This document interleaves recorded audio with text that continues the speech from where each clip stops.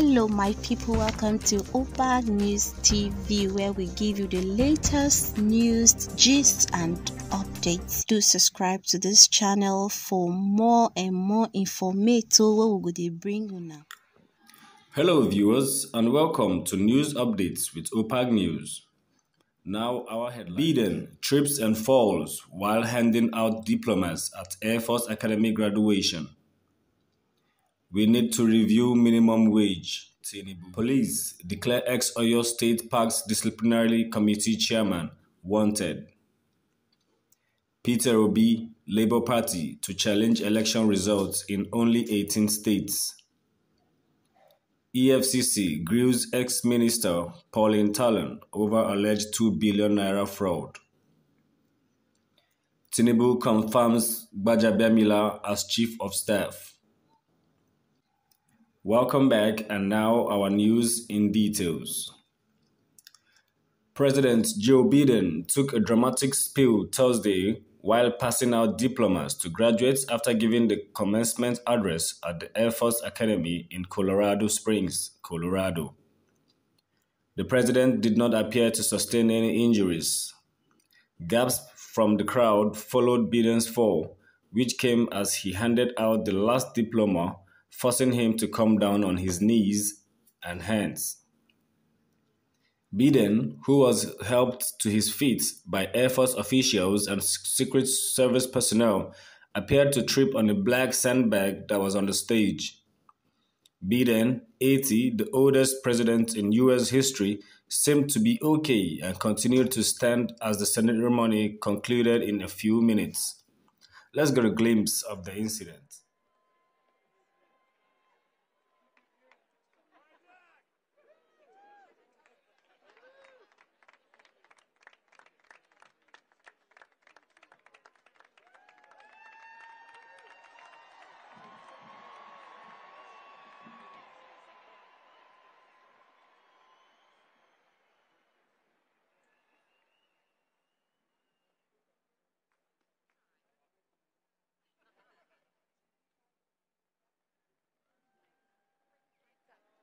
Wing, 10 shut.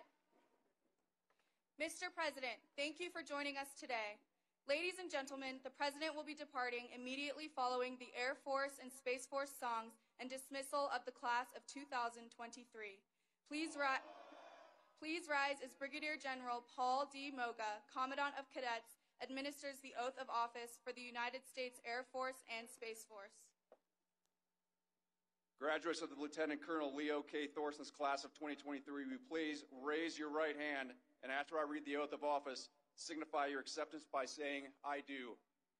Do each of you, having been appointed a second lieutenant in the United States Air Force or United States Space Force, solemnly swear or affirm that you will support and defend the Constitution of the United States against all enemies, foreign and domestic, that you will bear true faith and allegiance to the same, that you take this obligation freely, without any mental reservation or purpose of evasion, and that you will well and faithfully discharge you are about to enter, so help you God. Please remain standing for the Air Force and Space Force songs.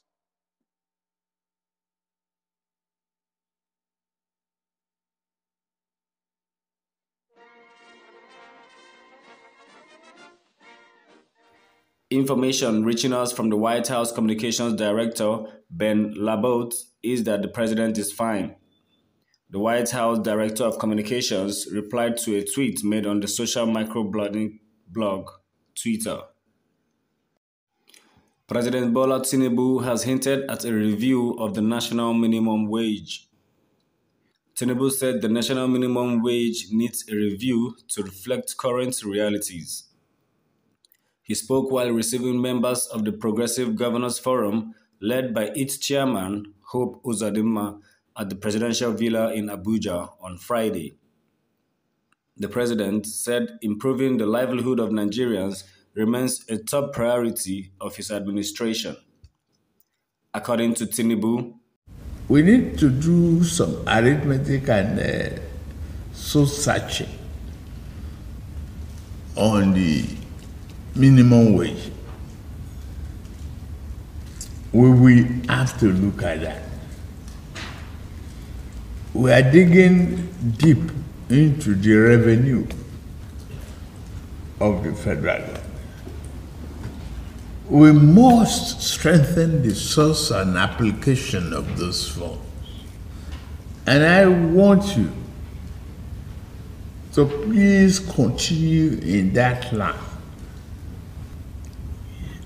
If we think together and work together, Nigeria of our dream is not far away. This comes after he declared an end to the fuel subsidy regime in the country. Meanwhile, the Nigerian police force has declared wanted Alhaji Mukaila Lamidi, popularly called Auxiliary, former Oyo State Parks Management Disciplinary Committee in Oyo State. The Commissioner of Police in the state, Adebowale Williams, declared him wanted while briefing newsmen at the command headquarters, El Yele, Ibadan, on Friday. Peter Obi, presidential candidate of the Labour Party, says he and the party will challenge the results of the February 25 elections in only 18 states.